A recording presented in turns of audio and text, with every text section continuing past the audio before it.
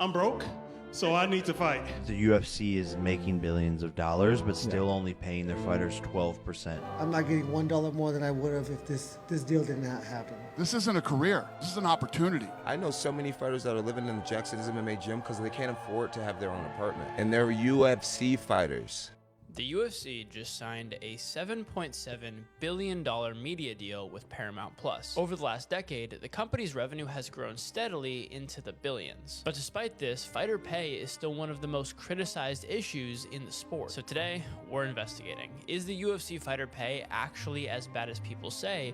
Where is all of that money going? And when you follow the money, there's one statistic that is brought up more than anything else, and that's the revenue breakdown compared to other sports. The UFC pays its fighters, on average, around 15 to 20% of their total revenue, whereas the other major sports in the US, like the NBA and NFL, pay their athletes around 50% of their league's total revenue. And this becomes even harder to reconcile when you compare the UFC to a league like the NBA, because the NBA has around 450 players, and the UFC has 600 to 700 athletes on its roster at any given time. So what makes the UFC's business so different from these other sports leagues? Well, it's important to understand that the UFC is the league, but it's also there more, and sometimes that can even mean winning a championship. When those things happen, all of the revenue streams for your team increase. You sell more tickets, more merch, and overall your business thrives. The key difference is that in a league like the NBA, the teams are the one paying the players, which means that the direct competition in the NBA is the other teams.